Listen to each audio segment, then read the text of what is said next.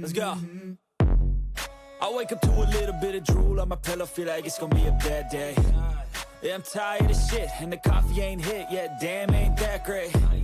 I don't wanna go to work, cause my boss is a jerk, and I'm not even that paid. I need a change in my life, cause I don't feel alive, and there's nothing that makes me happy. Hold my beer for a minute, I'm about to quit my job, cash in for a ticket. I'm going on a trip and I don't plan to visit. I'm gonna stay there till I feel like I'm winning, and this is just the beginning. I need a big change, help me feel like living. I need a big swing, home runs I'm hitting, and I'll never look back, moving on till I get it all. And we all got dreams, we all want things, but what you gonna do for it? How you gonna move for it? What you gonna be? And do you believe you can do anything? But what you gonna do for it? How you gonna move for it? What you gonna be?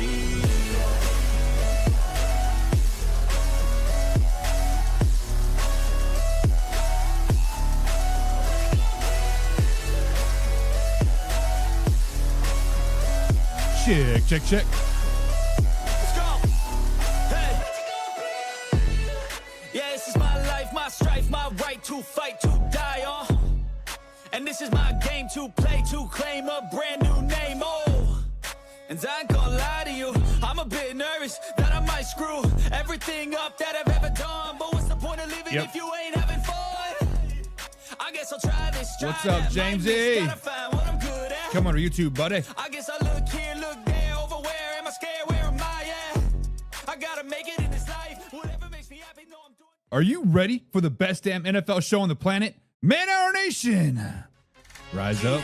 Yeah, hey, let's go.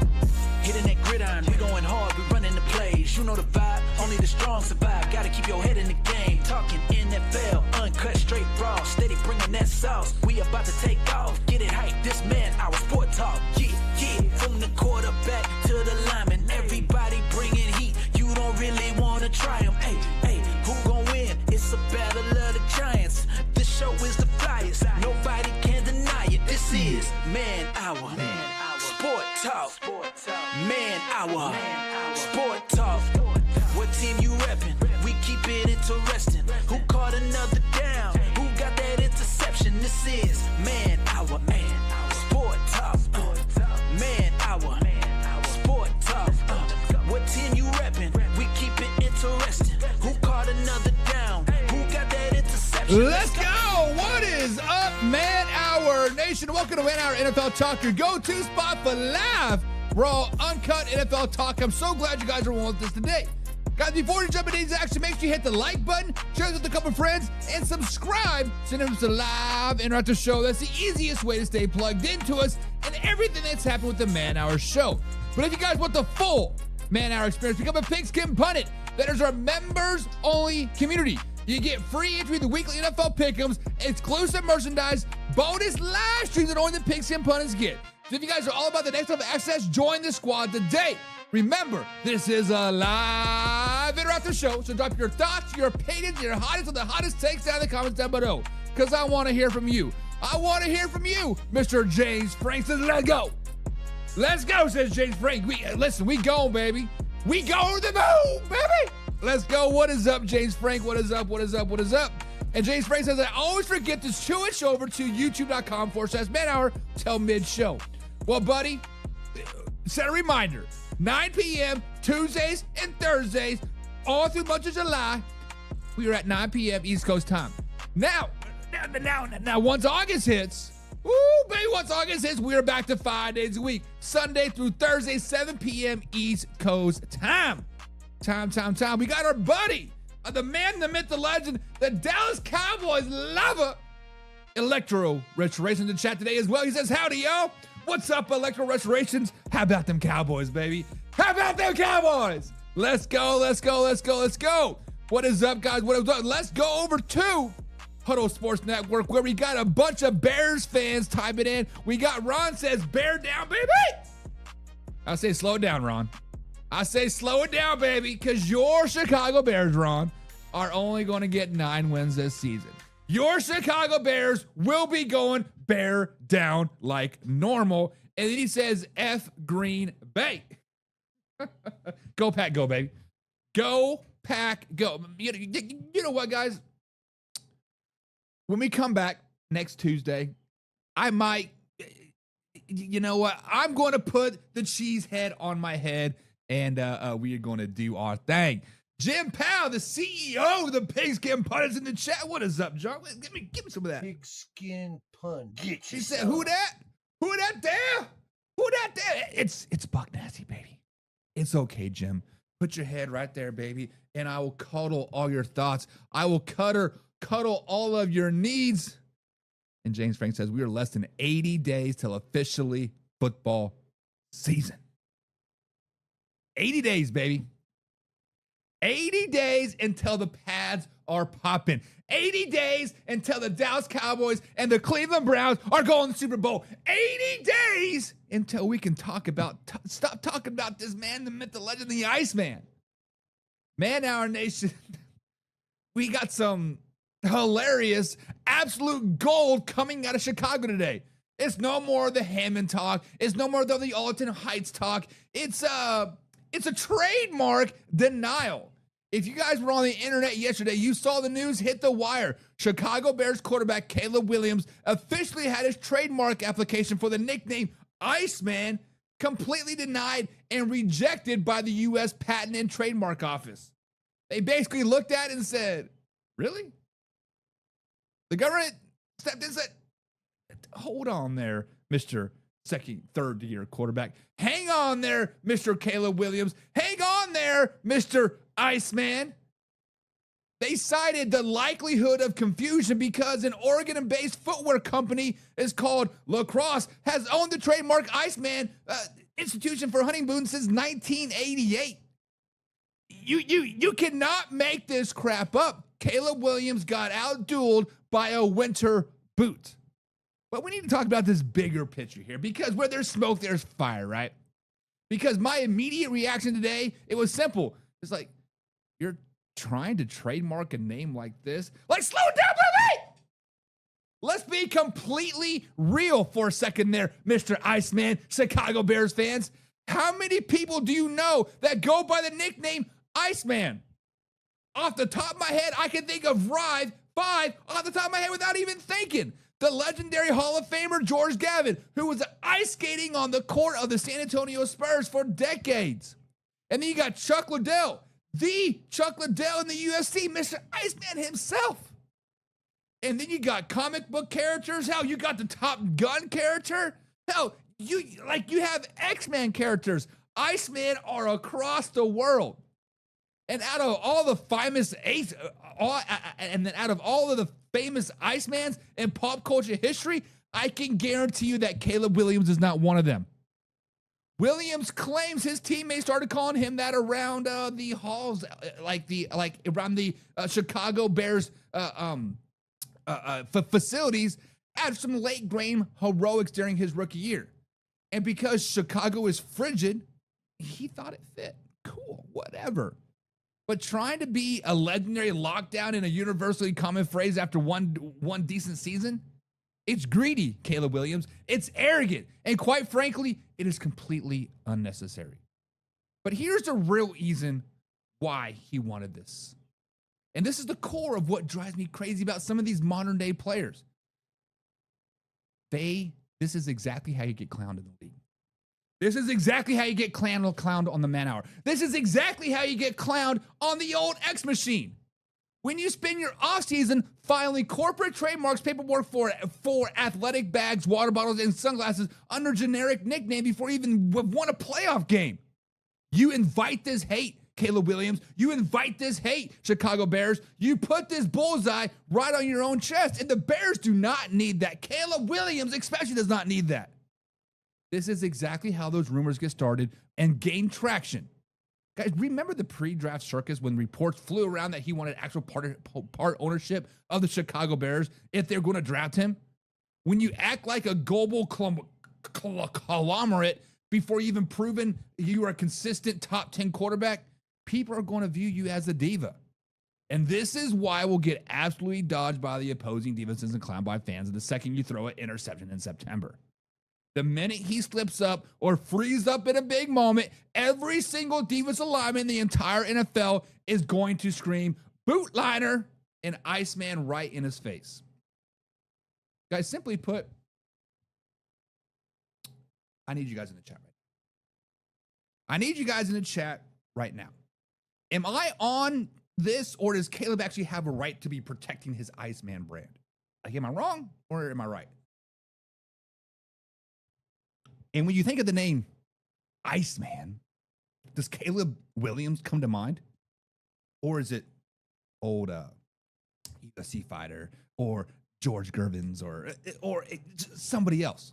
Who is the real Iceman?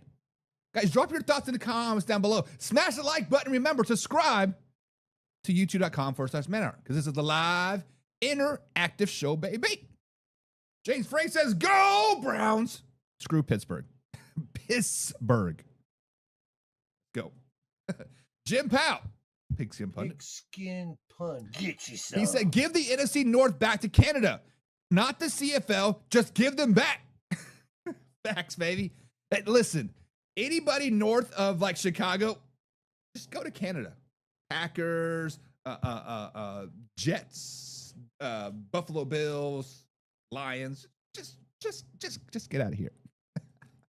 James Frank says the Iceman was Hitman back in the day for the Mafia out of jerseys. Get out of here. He about to get hit. Richard Kalinas. How do you say that name? He was the original Iceman. And James says, that's him, Jim. Val Kilmer from old Varsity Brews, right? He was the Iceman. Electro Restoration says the only Iceman there was a guy who flew F-14 Tomcats next to the legendary Maverick. Facts, baby. Facts. James says, nah. If it was more original, then he'd have the rights, but nah. He doesn't have the rights to that. I mean, honestly, people call me Buck. I know 17 different Bucks out there. So since I was the original, Kakinski. Thank you, James. I'm terrible with names. Like, y'all know that. But yeah, I mean, come on. And Ron says Caleb is the new Iceman. And no, Caleb is the new bust in the NFL. If you want to go down there, Ron. If you want to go down that rabbit hole, Ron, Caleb is the new bust. Now, I know some people like Wyatt and Ron and Broski Bear and the rest of you Bears, Mafia, Nation, whatever you guys want to call yourselves. Think Caleb Williams is the greatest thing since sliced bread. He's trash, baby. That's why he's not a top 10 quarterback in the NFL. And Ron also says, go Pack, go to the bottom of the division. 11 wins, baby. 11 wins. Ace says bear down. Man, so many Bear fans here. So crazy. Yender says F Stinkland. F and Stinkland. Is that what you're trying to call Cleveland? And Steve says Caleb is just average. Thank you. Somebody with some common sense here says Caleb Williams is just average. Those are facts. Now let's not get it twisted. Caleb Williams did have a good season last year. He did perform in some games last season. However, let's see a repeat of that. Guys, if you don't know, I posted my top 10 quarterback list for the 2026 projections, and Caleb Williams is not on there. Lamar Jackson's not on there. CJ Stroud is not on there. Cam Ward is not on there. Sam Darnold is not on there. You guys would have thought hell would have frozen over because Caleb freaking Iceman Williams is not in the projected top 10 for the 2026 NFL season. He's not that good, boys. He is average at best. Electro Race says Caleb's names needs to be manicure. Listen, the person that does my nails, Yes, I get my nails done. I get my cuticles done. I get a nice little clear coat. Her name's manicure. So what was he going to do? Try to steal a name from an Asian lady? Come on, that's racist, baby. That's racist. James Frank says, nah, I ain't calling him a bust. Just come up with something original like Icy Nails or something. Listen, James, you can call it. James, you're on Man Hour, buddy. Don't waffle around. We going to call a spade a spade. And we see a bust like we see a bust in Caleb Williams. Call him a bust. Call him out, baby. No, he is not a bust, but he's not going to be all-time great either. Let me backtrack a little bit. Let me collect my thoughts and simmer down, baby. Simmer plus down plus now equals simmer down. Now, so simmer down now, you hear? If you know, you know. Saturday Night Live. But yeah, Caleb Williams is an average quarterback. He's not a bust. He's not a top 10. He's about 14 through 16 range. Right there with CJ Stroud. Right there with Sam Darnold. Right there with Brock Purdy. Darcy's in the chat says Bears will be last in division. Lions will beat them twice. Well, Darcy, next Thursday, you can tune into Man Hour Live at 9 p.m. East Coast time, and we have our way too early NFC win-loss predictions, all the collaborations into one. So in a 90-minute segment, you will get every NFC game. From the Detroit Lions to the Dallas Cowboys to the San Francisco 49ers to the Cardinals. You will get every game. Win-loss predictions way too early. Right there. So next Thursday, see if I agree with you or not. I can tell you that I don't agree with you. Because when we talk about average, the Detroit Lions are average. Especially when we talk about topic number 2 there with Terrion Arnold getting arrested. Ron says, I love grating cheese. I don't. I like going to Olive Garden and let them grate my cheese for them or for me. But grating cheese, I don't want to do that work. That is such a waste of time. Yender says, F Ohio in general. I live pretty close to Ohio, and I can concur with that 100%. Steve says, remember Eddie Murphy yelling, "That's the Iceman." That's the Iceman right there. I don't remember that, Steve. The only Eddie Murphy I can think of movie is like, is it Rush Hour, or is that the other black guy? They all kind of start to look alike. I'm totally kidding. But no, I don't remember that movie or TV show. So help me out. Fred is in the chat. Rather be fishing. Fred says, good evening. What's up, Fred? What is up? And he says, is this the Man Hour himself? Yes. My name's Buck. For all you new folk out there that are part of the Man Hour community now, head over to youtube.com/Man Hour. Become a Pigskin Pundit, guys. And we all get to know each other on that personal level. But yes, I am Buck. Ron says, who eliminated the Packers in the playoffs? Fair. Fair. Yender says, the only Iceman I acknowledge is the dude from the X-Men movies. Listen, you have to put Top Gun Iceman in there. And Chuck Liddell. Come on. I feel like the Top Gun Iceman is the most famous Iceman in the world. Steve says, that's him, Fred. Talking Mahomes is the greatest. Listen, Patrick Mahomes is that dude. The best fourth quarter quarterback of all time. However, if you guys head over to facebook.com/Man Hour NFL Talk, you will see my official top 10 2026 quarterback projections. And I have Patrick Mahomes sitting at number 6, I do believe. Marcus Newsom says Lions are better than the Bears by a lot. Not Lion fans who are counting TA anyways. I wouldn't say that. I would say the Bears and the Lions are pretty much neck and neck.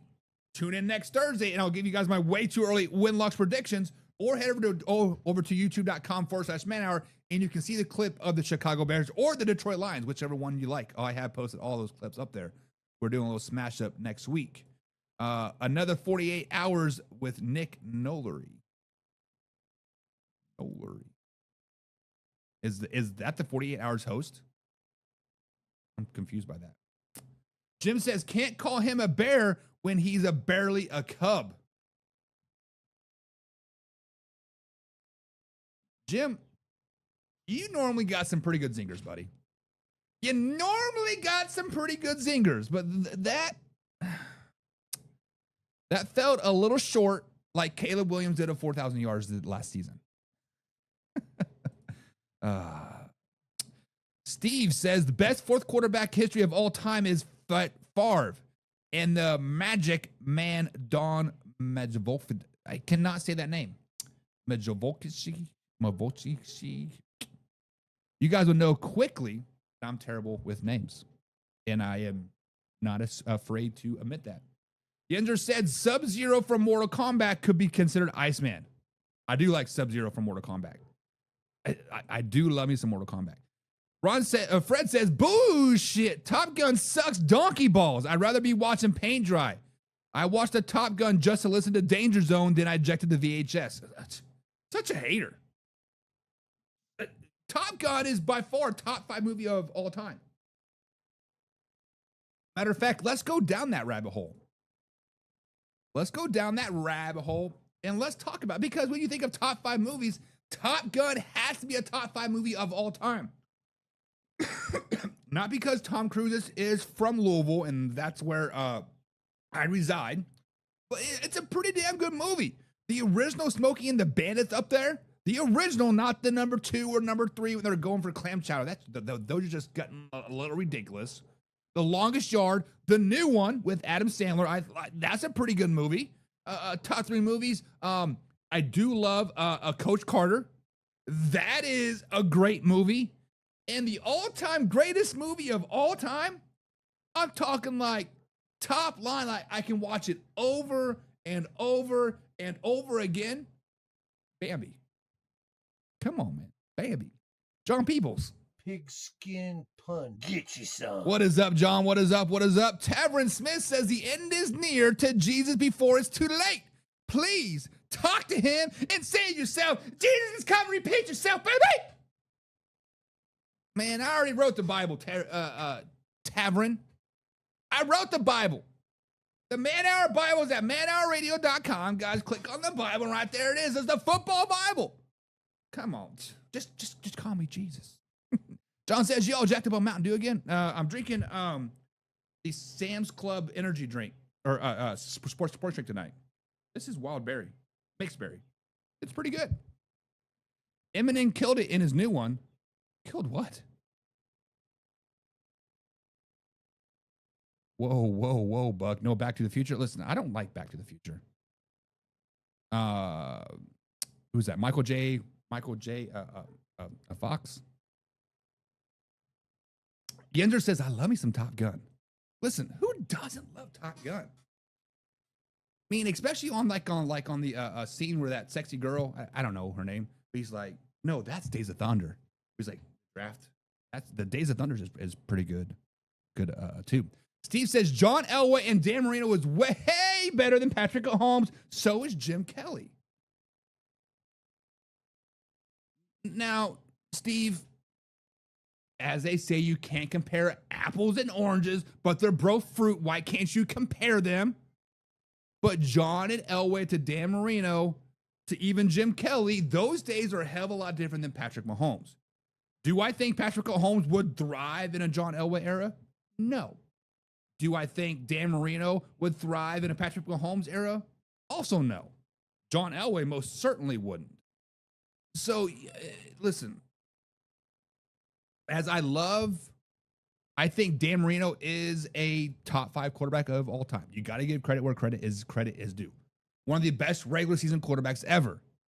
However, out of those 4 names, Jim, or sorry, Steve, you have John Elway, Dan Marino, Patrick Mahomes, and Jim Kelly. Fourth quarter, game is on the line. You need a touchdown to win the game. There's 13 seconds. Bill fans know all about 13 seconds. Who do you want the ball in their hands with? Do you want John Elway, Dan Marino, Patrick Mahomes, or Jim Kelly? I'm taking Patrick Mahomes. I'm taking Patrick Mahomes because, listen, he does it week after week, game after, like it doesn't matter. Patrick Mahomes is always going to be there. The best fourth quarter quarterback ever. Best fourth quarterback ever. But Broski says, whoa. I'll take Joe Montana. Listen, Joe Montana is a pretty damn good quarterback as well. I will still take Patrick Mahomes in the fourth quarter. Maybe. So, I mean, I'm old, but I'm not old. Like, I'm still kind of in like this midlife crisis per se, right? I'm 35. I did not see Joe Montana play at his prime. I saw him play with the Kansas City Chiefs, 91 and 92, I think it was. I saw John Elway at the tail end of his career. Yes, he could considered prime with the back-to-back Super Bowls. I saw Jim Kelly at the tail end of his career. Dan Marino at the tail end of his career. So from like, let's say 97 is when I really started to understand the football game till present. I have to take Patrick Mahomes over everybody because that's who I've seen play.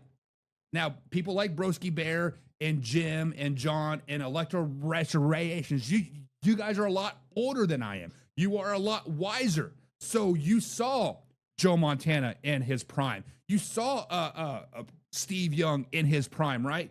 Troy Aikman in his prime. Like, you saw all those prime guys. So I'm not going to take away from your opinion because Joe Montana has obviously been there, done that. Well, he had like 3 Super Bowls, I think it was.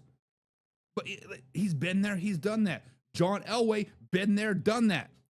So yes, I get it. I still got to take Patrick Mahomes. Eminem was in the new Happy Gilmore. That's right. He was the heckler's son, wasn't there, or something? I feel the need for speed. Facts. So Broski Bear does say shout out, man. Shout out to Broski. So Broski is a Bears fan, guys. He is a very passionate Bears fan, but he speaks logic. Very, very logical. Jim Palace says Dan Marino is from the Berg. Marino is top 3. So since he's from Pennsylvania, that automatically puts him in like the top 5. Fair. Electro Restoration says, sorry, y'all, but Eli Manning over Patrick Mahomes. In the Super Bowl, 100%. In the Super Bowl, 100%. However, regular season, Eli Manning's kind of blah. Blah. Eli Manning is going to be the only Super Bowl or the only quarterback with 2 Super Bowl rings to make the Hall of Fame. John says Marino was the quickest release through 50 yards darts. You put Marino in Dallas, they win 5 Super Bowls. That is probably a very factual statement. Very factual statement. John, I cannot disagree with that at all. Broski Bear says, ever seen The Drive? John Elway was nasty time. I have not seen The Drive.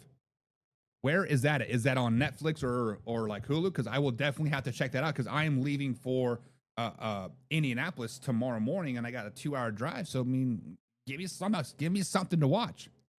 Give me something to watch. Electro Richard says, thanks, Buck, but I am way younger than you, man. I just know a lot about NFL history. So hang on. You're a Cowboys fan. You know NFL history. You have Electro Restorations, and you're younger than 30? Somebody get this man a beard. Broski Bear says Joe Montana was 4-0 in the Super Bowls. 3 Super Bowl MVPs. That's tough. And that was all over the 80s, right, guys? Correct me if I'm wrong, because so I wasn't even born yet when Joe Montana was still flinging the rock around. When I became a Chiefs fan, Joe Montana was our quarterback. So shows you how much I know about the 49ers history per se. Jim Powell says, I think it's completely unfair to rank quarterbacks without first ranking the offensive line. That is the factual statement as well. But Jim, how do you rank offensive linemen? Because you can't rank it by stats. You have to rank it by your eye test, right? Like you have to rank it by how good this actual person was. And that requires a lot of legwork. That goes back and watching film after film after film. And aren't people saying that the Dallas Cowboys 90s team had the best offensive line of all time? Those aren't my words. Those are just like my uncles talking, right? Just talking shit, basically, because I had a Steelers fan, a Chiefs fan, a Broncos fan, and a Cowboys fan that were my uncles, and my dad was like a Lions fan. But it was just awkward growing up. But seriously, like, how do you rank offensive linemen? That's the question, because PFF stats are skewed. There are no like pancake. I mean, there are pancake blocks and all that stuff, but a lot of that's just luck, isn't it? James Frank says that's who I meant. Screwed Elway. What was I talking about? What are we talking about, James? I think I lost. Broski Bear says Joe Montana and Jim Kelly are from Pennsylvania as well. I didn't know Joe Montana was from Pennsylvania. That's tough. So Broski, so guys, I believe it was Tuesday. We were talking about, because I just released my a top 10 tight end list, and I had Tyler Warren at number 1, and people were very, very upset about that. I just think Tyler Warren's going to have a great season. And we were talking about, the Daily Huddle people were talking about the tight end university, right? And off the top of your head, you're thinking like Notre Dame or Iowa or maybe like a Miami, right? But Broski Bear is like, whoa, slow down, baby. Penn State is a tight end U, and he rattled off 7, 8, 9, 10 names of tight ends that are in the NFL like right now. So is Pennsylvania like the mecca of NFL players? Because, I mean, yes, we get our Californias and your Texas and your Floridas, right? Mainly because they're so much bigger than everybody else. I mean, not Florida, but Texas and California. But is Pennsylvania the mecca of the NFL? I would be curious to say the last 25, 30 years, how many NFL players came from Pennsylvania versus Texas and Nebraska and California and like all that stuff, right? Now we need to put a caveat on it because like per capita, right? Because Texas has like 17 million people versus Kansas is 1 million. But if Kansas puts out 100 and Texas puts out 200, Kansas has more NFL players per capita. Like, does that make sense? So I would be curious of like what that kappa is. James Frank says the drive is when Elway led the Broncos back to beat the Browns to go to the Super Bowl. Screw them. So what is that on? Is it on Netflix? Is it on ESPN? Like, let me know, because I would like to watch it, because I like to watch those football historian shows. YouTube, it is on there actually. Okay, so I will get on my computer on the way to Indy tomorrow, and I will watch it on YouTube. Broski Bear says the Hogs in the 80s were a great offensive line. The Washington Redskins, they were. I do remember people talking about it as well. The QB, the quarterbacks didn't have red Lawrence Taylor chasing them. Facts. Or a cocaine-filled Lawrence, right? And James Frank says, let me talk about your tight end list here, Buck. He says, let me talk about your tight end. People were pissed off that Fannin Jr. was number 3. Listen, let me go over to Facebook.com real quick. Facebook.com/ManHour NFL Talk, guys. Go over there and like follow us, right? I think we've been struggling to get over 35,000 for some reason. Like we get to 35, then it drops it back down to 34. Like I don't know what is going on. But let me go over to my top 10 tight end list, and I don't have the stuff saved, but you guys are going to have to trust my reading ability here. But my top 10 tight end rankings projection going into 2026 in an NFL season. At number 1, I have Tyler Warren. I think Tyler Warren is going to have the best season out of all of tight ends. Number 2 is Trey McBride. Number 3 was Harold Fannin Jr. for the Cleveland Browns. Number 4 was Brock Bowers coming off an injury. Let's not forget that he was injured last season. Number 5 was Jake Ferguson. Number 6 was Cade Otton. I think Cade Otton and Baker Mayfield are going to make some magic this season. Number 7 was Loveland from the Chicago Bears. Number 8 was Dallas Goedert for the Eagles. Number 9 was Travis Kelce. Like, what? And number 10 was Sam Laporta. And then the very first comment that I see is like, no George Kittle, no Kmet, no Kraft. Well, no, because Tucker Kraft, is he going to play this season? Is George Kittle going to play this season? Is Kmet going to repeat of what he did last season? Like, no. Right? These are the projections that I have for this upcoming season. I do not think George Kittle is going to be the man, the myth, the legend. I do not think that Kmet is going to be a top 10 tight end this season. I do not think that old Tucker Kraft is going to be a top 10 tight end this season. Does that mean they suck? No. It just means that 10 other players are going to do better than they were. It is what it is. But people are so crazy up in arms about that. They're like, Buck, are you drunk? This is AI slop.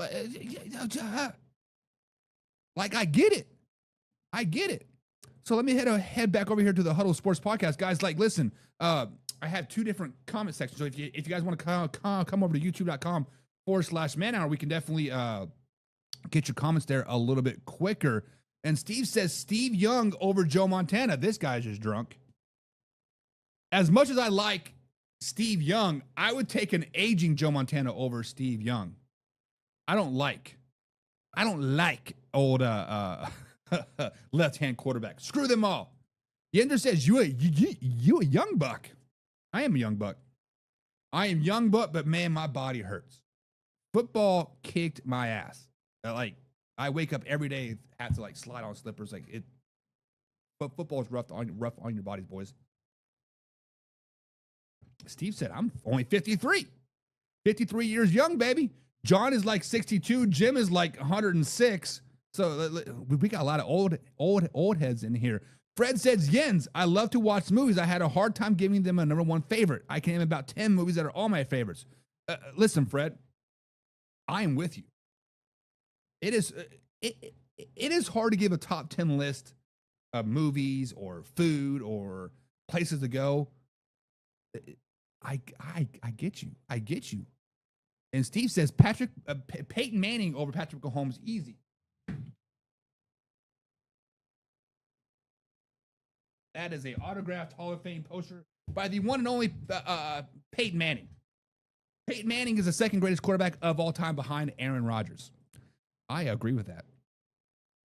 Manning was pretty good. Ron says, do you remember Rocket Ismail? Yes, I remember Rocket Ismail because I had a football game and it was a bubble screen to him and let him run down the field. But as far as watching him in the actual NFL, no, I do not remember him. And Steve said it was a great game, meaning the comeback, Broncos versus Browns. That is tough, baby. That is tough. Fred said, I don't know about shit about PSU football. My second favorite sport is wrestling at Penn State. Wrestling is a dynasty. Ain't nobody stopping them. They aren't what Iowa used to be, and to be some. I don't know shit about wrestling, but you are right. Iowa and Penn State are always up in there. Always. Rather be fishing. Fred said, that's up to your channel, bud. Hey, appreciate it, man. I appreciate it. Guys, we are like this close to 7,000 subs over here on YouTube. So every little one helps us get to our goal, because my goal is 7,000 by July 1st. And I think we are very close to that. John Saturn's the Pigskin Pundit. Pigskin Pundit. Get you some. He says, what's good, man hour? What is good, brother? What is good? All right, guys, so let's get into some more football talk, because Detroit Lions fans, did your season kind of just go up in flames? It's not time for payday yet. It's time for this one. Mistakes have been made. Man Hour Nation, we have spent the last couple days talking about structure or their lack thereof during the NFL offseason. Breaking down the arrests like Jonathan Cooper and Rashid Rice and Josh Jacobs and Geno Smith. We talked about how guys lose their minds when the discipline of the facility drops. But just when we hit the wire out of Florida is an absolutely entirely different level. This isn't a standard offseason mistake. This is an absolute career, as a matter of fact, life-altering catastrophe. Detroit Lions starting quarterback Terrion Arnold in their 2024 first-round pick, or 2024 first-round pick, I should say, out of Bama, John, where's your boy, has officially surrendered to law enforcement in the Orient Road Jail in Tampa. He is facing 8 massive felony counts, including 4 counts of kidnapping and 4 counts of armed robbery. The Hillsborough County State Attorney's Office just announced that they are seeking potential detention and pursuing charges that can carry a maximum of life in prison. Guys, let's break this down. This is the most disturbing details of this investigation because the anatomy of this story is simply wild. Let's break down the facts. This is what we know from the Tampa Police Department because the whole situation stems from an incident that happened way back in the first week of February. According to investigators, Arnold and his associates were staying at an Airbnb in Florida when the house was burglarized while they were out. Arnold and his group reported over $250,000 worth of personal property was stolen, including $100,000 in cash and an $80,000 necklace. Now, up to this point, Arnold is the victim of the major crime. But instead of letting the police handle it and do their jobs, authorities alleged that Arnold decided to play street detective and take matters into his own hands. The police are labeling the 23-year-old cornerback as a primary contributor and the ringleader of the brutal retaliation plot. He allegedly suspected a private driver that they hired along with 2 young men in their late teens to pull off the heist. But here's the tragic killer from the police report. Investigators have initially cleared these young men. So they were after the wrong guys. They were completely innocent. They had nothing to do with the robbery whatsoever. But because of the false suspicion, Arnold's crew allegedly lured these 3 teenagers to a Tampa apartment on February 4th. Once the victims walked through the door, they were ambushed. They were held at gunpoint, battered, pistol whipped by Arnold's associates. And check out the detail in the court documents. While the physical assault was initially being carried out by his co-defendants, Arnold wasn't even physically in the room yet. He was allegedly watching the entire beating happen via live stream, set up by one of his boys. Police say later he showed up to the apartment himself while the assault was still ongoing, and his crew robbed the victim of their personal belongings before finally letting them go. Now, Arnold's defense team at EAG Sports Management is basically saying nothing happened. We did not beat those people. He had nothing to do with it. They put out a statement saying that he had no involvement. There was no credible evidence. Brother, it was on live stream. There's evidence. But they're trying to rely on the testimony from the co-defendants who had major incentives to shift blames. But with 6 other suspects already behind bars and 2 of them having pled guilty already, the legal walls are closing in fast on this young defensive back. But from a football perspective, this is the total an absolute nightmare for Brad Holmes and Dan Campbell and the Detroit Line. Just last week at minicamp, Campbell was talking about how much Arnold was rehabbing his shoulder injury from last season, was told the media that he was going to have to earn his starting job back. Well, now he's got a lot bigger fight to earn his job back now. If Arnold is convicted or even held without bond, his football career it's essentially over. The Lions released a brief statement saying that they are aware of the legal situations, but behind closed doors, they have to be absolutely furious. Financially, Arnold is in the middle of his fully guaranteed $14.3 million rookie contract. If the Detroit Lions cut him for standard reasons, they are buried under dead cap money. But because of felony kidnapping charge and a lengthy league suspension is probably pending, This will void his contract guarantees. But Man Hour Nation, let me ask you this question. Did the Detroit Lions do the right thing? Did Arnold do the right thing? When a player is facing life in prison on kidnapping and armed robbery charges, how fast should the Lions react? Cut ties with him, kick him to the curb, or let the process play out? Guys, drop your thoughts in the comments down below. Hit the like button and hit the share button as well. Broski Bear says TA rented the Airbnb to have a gangster party. This is what happens. He had his girlfriend lure two of the guys into a hotel room where his guys were waiting for them to closet and jumped out of him. Stupid. Absolutely stupid. James Frank says, I can't believe he turned himself in. He's about to do long time. I'll be playing catch me till you can't. So, James, two sides of the story here, right? Let's flashback to Antonio Brown, right? AB. He pulled a gun out on a guy in a boxing thing, right? And then he fled to somewhere in Africa, right? He was gone for like 3, 4, 5, 6 months. He did exactly that. Everybody assumed that he was guilty because you ran. You were playing hard to get.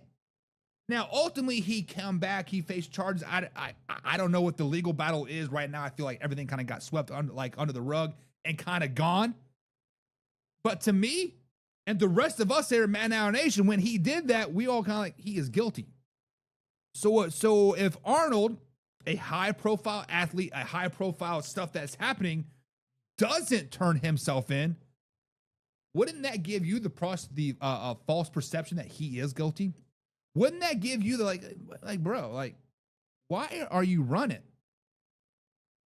So by him turning himself in, kind of backs the story, like, hey, you have no evidence that I did anything. You have no evidence that I did this, and this.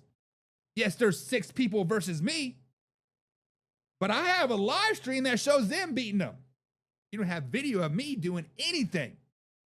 So I get what you're saying. Get what you're saying. But turn yourself in. Broski Bear says the third guy went into the room later and got beaten too, and they supposedly drove them to another location. So Broski Bear, I heard people talking about that this morning, but I have not seen any credible court documents to say that. Now, I think they had court arraignment this afternoon. Now, that is just like a bond hearing and yada, yada, yada. I don't know what the outcome of that. I think it was like 4 o'clock Eastern when that happened. But I have not read that actually happened. I think the kidnapping was them holding against their will, per se, in the hotel room or Airbnb or whatever it was. Broski Bear says, I don't understand how the Lions haven't cut him yet. So, Broski Bear, I have read into this, and I work for a banking association, so we have a lot of lawyers in our office, and we actually share office space with lawyers. So we have like 7 floors, and 5 of the 7 floors are lawyer offices. So I am tight with a lot of lawyers and like a lot of legal people. We all talk football, sports in general all the time because we have a common work break room that we go and hang out and bullshit, right? So I asked him this very question because we all read the same article from ESPN.com. We all saw the headlines on Twitter and ESPN. Like we've seen all that, right? And those legal guys read into the cases. So I was like, call him Joe. I'm like, hey, Joe, I know you have read the court docs. You were on the Tampa Bay, my case, and you're reading through the court docs, and you saw all this, right? What are your thoughts on this? And from their legal expertise, right, they said that the Lions could cut him, cut him, and if he was proven guilty, everything would be A-okay. Very reasonable thing to cut him. Now, They said if he goes through the court process and found innocent, the Detroit Lions would be on the hook for that $14-15 million because he actually didn't do anything wrong. Now, he did say, you know, the NFL could still suspend him for contact detrimental to the league, yada, yada, all that legal jargon, right? But the simple fact of the matter is the Lions are going to let the due process happen. Unlike the Houston Texans, unlike other people that have jumped the gun too early. The Harding case for the Carolina Panthers come to like mind, right? Electoration says cut him now. No questions asked. But you have to ask the question though. Like, what if he's not guilty? What if he pulls a Geno Smith and pays that girl $1 million to shut her mouth? What if he pulls a Josh Jacobs again and says $250,000, shut your mouth, go get some boobs? Money talks, baby. Money talks. But I get it. Fred says, Broski, right now the Lions have the process to play out. I was watching the Lions channel and he broke it down. He's claiming he's innocent. If he is and the Lions cut him, they are paying him. Facts. The Lions can cut him for whatever reason. Just like the Cleveland Browns can cut Deshaun Watson for whatever reason.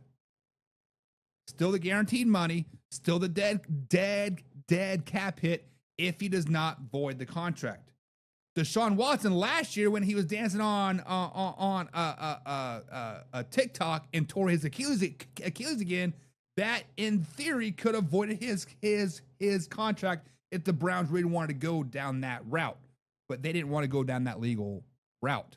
So from everything that I read and understand, Terrion Arnold is saying that he is not guilty. He is innocent. That's why he turned himself in. That's why he's trying to post bond, even though I think they're trying to hold him without bond, but we will see. Fred says Lions cut him and they're eating $7.5 million this season. If they wait for the NFL to basically give the Lions permission or the courts to find him guilty, they can get their money back. Facts on facts on facts. James Frank says they had him wearing the turtle suit. What is a turtle suit? Is that like the mask where you can't like bite and spit on yourself? Is that what they're talking about? Broski said he didn't even have a burner phone. They can track his phone. He is done. So Broski Barrett, as a former person that used to have a burner phone, I totally understand the reason for a burner phone. However, he said he went to said Airbnb. He said he saw them on live stream doing that. So what does a burner phone have to do with anything? Now, are you saying there's text messages saying, hold them, do this, whatever? Are there recorded phone calls saying, hey, do this, do that from Arnold? If you're saying that, then yes, I understand the reason for the burner phone. But the fact that he was just watching on live stream or FaceTime or whatever it was, there's no need for a burner phone for that. There is no reason to, cover your tracks per se, because if it's not via text message, I highly doubt FaceTime was being recorded. I highly doubt a phone call was being recorded at the time because there was no need to. But it's a very tough situation. John Sedrin, Pigskin Pundit. Pigskin pun. Get you some. He says they haven't cut because his guarantees will be mandatory. If he gets charged, they lose all that contact. Yes. Cut him after he's guilty. It's kind of like the Patriots thing with Aaron Hernandez, right? They didn't cut him until the courts played out, until he was actually in jail hanging out. Then they're like, oh, okay. And John says he's guilty. He's already been charged. So being charged for something and being guilty are two totally different things, i.e. Josh Jacobs, i.e. Geno Smith, i.e. other athletes that have been charged with stuff. Josh Jacobs' charges were dropped, not guilty. Geno Smith's charges were dropped, not guilty. Jonathan Cooper's charges have not been dropped, most likely guilty. The man ate a cell phone. So you can say he's guilty. He has been charged. Let the process play out. He is not guilty he's innocent until proven guilty, right? Broski says TA thought he was slick using his girlfriend as butter. But if he can't get traced to his phone, supposedly. So Broski, from what I'm kind of gathering from what you're saying is you're saying that he sent a text message saying, hey, go do this. Get these people here. If there's text message trail, then obviously, yes, like there is going to be some type of a conspiracy charge, right? A conspiracy to commit aggravated battery. A conspiracy to kidnap and like all this stuff. Now, I don't know what the conspiracy sentencing is. 3 to 5 years, maybe. I don't know, but it's not going to be life in prison because he says he didn't beat him. He said he wasn't there. John says if the NFL suspends him, it will only cancel a certain amount of the guarantees. Correct. But if he's in jail, all the guarantees get canceled. Broski says you typically don't get charged for kidnapping if you do not kidnap someone. They took their time to get the case together for months. They aren't making this up. Digital footprint. I'm going to be devil's advocate here. Technically, Terrion Arnold did not kidnap them. He could have said, hey, keep these people here until I'm there. But he was not the one holding those people. From the reports that I read, once he got there, he stole from them and put them in a car and made them leave. So technically, if you want to go down the technical route, he did not kidnap them. Those 6 other people did, his girlfriend and his 5 boys. They're the one that's technically kidnapped them. He just showed up to finish the job. John says, put a fork in him. He is done. I agree. Broski Bear, so much for Lions being all about their character players. Hilarious. The Lions had character players ever? Like when? When? John says, apparently the turtle suit is for most celebrities, people trying to hurt themselves. Oh. So Terrion Arnold will not be hanging out in a few weeks is what you're saying. Got it. It's a harm reduction suit so they can't commit harm to themselves or others. So he is in a isolation cell with cameras all over in this suit. Got it. Got it. Got it. And John says, next man up, baby. Next man up, baby. Isn't that the Lions' MO? And Broski Sparrow says, yes, he instructed them through his phone. So Broski, you are right. So I can tell you, hey, go kidnap this person. I can tell you to go do that, right? But am I the one kidnapping? No, Broski, you are the one kidnapping. I mean, I could be the ringleader and the co-conspirator or whatever legal term you want to throw out there, but I did not kidnap, technically. Technically, you did. You were just following orders, brother. You were just following orders. Fred says the conspiracy side of things is likely the nail, though. So if you... I'm trying to think of the TV show that is, it's Ozarks, right? They conspire to rob said person. Because they didn't rob them, because it was actually an undercover cop and a federal agent, they get a conspiracy charge, which is only like 5 years. And of course, this was in Ozarks. I don't know how real it is, whatever. But if I conspire to kidnap, that's not life in prison. Couple years. Come on, man. James Frank says not guilty and not guilty till found guilty by the court of law. They will have a trial and all that. It's going to be a very, very long process. I agree. And James, from my understanding, the Tampa Bay Police Department or DA is trying to get him to be in jail through the length of this long process. So no bond. So definitely going to not play football probably this season. Fred says, Broski, while I agree with you, O.J. Simpson comes to mind. It's never about whether they did or not. It's about what they can prove and how much of it. That is facts. Like, just because I know and you know and that person knows that I stole that four-wheeler from said person, if you don't talk and you don't talk and I don't talk and there's no cameras, how can you prove that? Facts. If the glove doesn't fit, you must acquit. He showed up and forced them into another vehicle.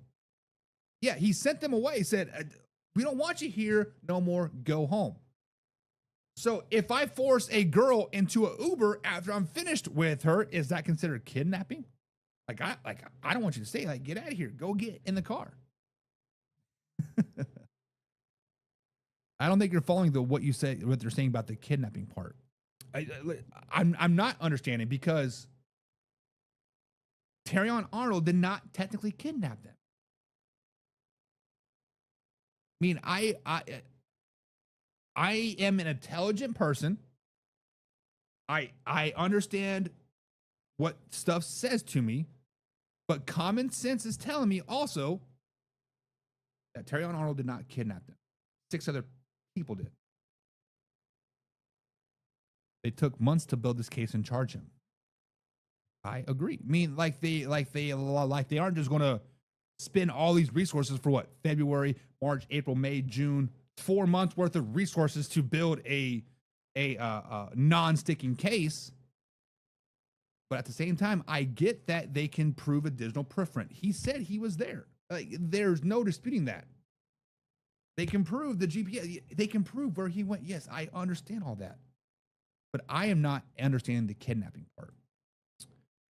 The conspiracy enough is to end his NFL career. Listen, Fred, as I agree with that, the kidnapping is enough to NFL his life, right? Even if he's found innocent, let's be devil's advocate. Let's say Terrion Arnold is found innocent throughout this whole thing.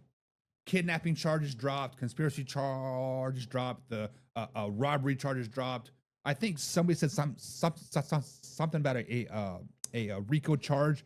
I don't know what RICO charge means, but I think, Broski, I think you said something about a RICO charge. I don't know what that is, but let's say, devil's advocate, all that gets thrown out. Innocent, clean slate, nothing ever happened. Sorry about your pain and suffering. Here's $100,000, right? Because of this due process, his NFL career is over. Just by being associated with said incident is going to end his NFL career. The Baylor kid comes to mind. Now he's playing in the CFL, but a white girl accused him of raping her like a month before the draft. Never saw the NFL field. Turns out he was dating the girl.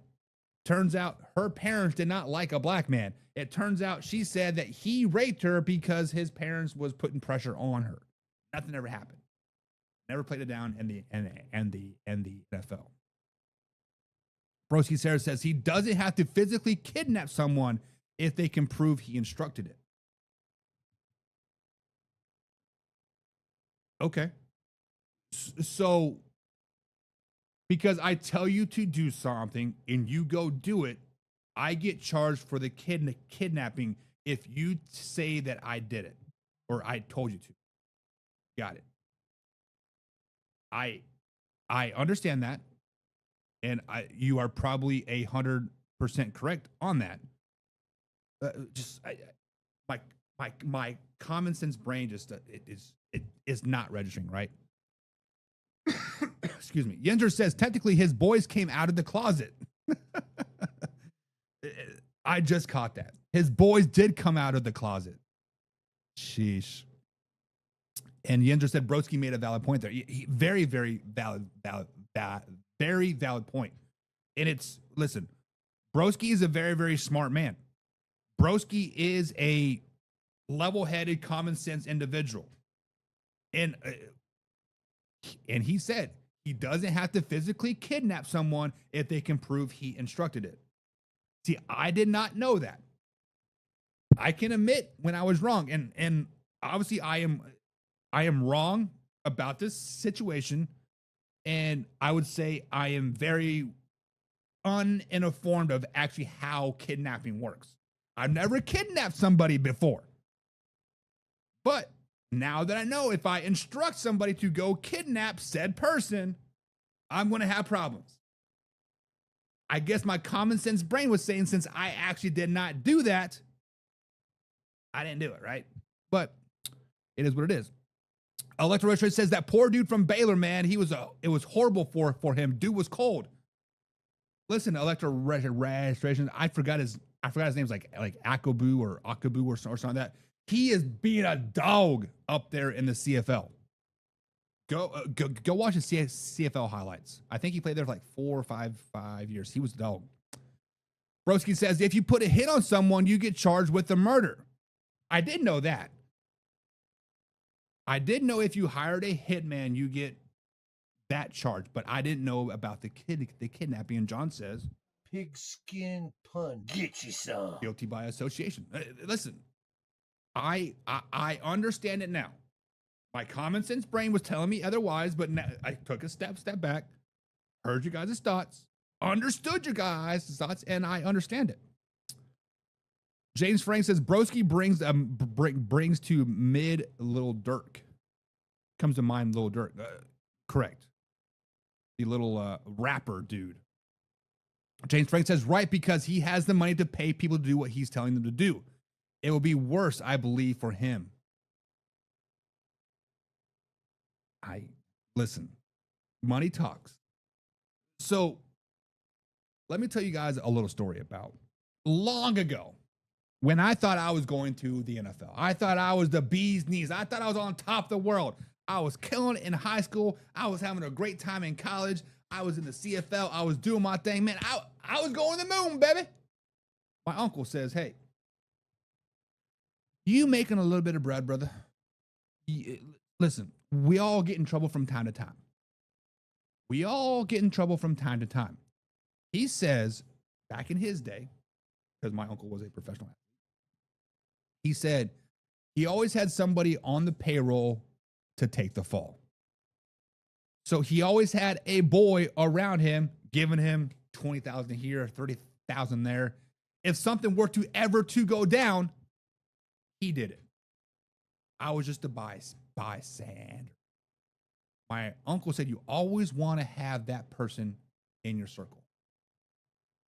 Now, obviously I was pretty clean cut. I didn't do a lot of bad things in my life, but to sit back and think about that now, like, why don't these NFL players have that fall guy? Terrion Arnold is guaranteed $14.7 million. $14.7 million. Yes, I understand 50% of that goes to taxes and your agent. I get all that. You still have $7 million for the next 4 years. You give a guy, your homeboy from high school, your homeboy from elementary school, hell, somebody you were kicking it, smoking dope in college with. You pay him $100,000 a year just to be your boy. Hey, man, come live at my house. I will pay for your food. I'll give you $100,000 a year. But if anything goes down, you did it.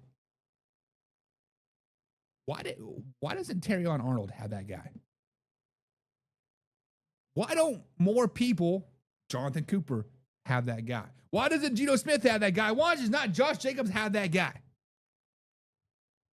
Come on, man. Ron says, am I blocked? You are not blocked, Ron.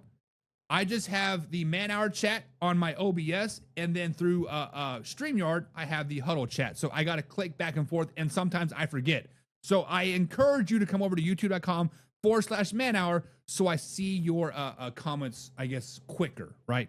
But no, you are not blocked by any stretch of the imagination. The Inter says it would be an accessory to a crime, I believe, right? Probably some type of accessory conspiracy what other legal term you want to use. That is what it is. Ray Caruth from the Panthers wide receiver was charged with murder, putting a hit on his pregnant girlfriend. I do remember that. So listen, I was 100% wrong about the kidnapping. 100% wrong. And Broski Bear says Ray Caruth is the example of hiring a hitman. You guys are all on the same page. I agree. Broski says, you the man. Thanks, buddy. Says that is what I'm saying. He's using his girlfriend as a buffer, supposedly. But if you can get all the digital trace back to him, that buffering is not buttered. I concur with you guys 150%. I have changed my tone on that a little bit. Arnold, you're done. You're done. James says, probably because most of those guys don't exist anymore.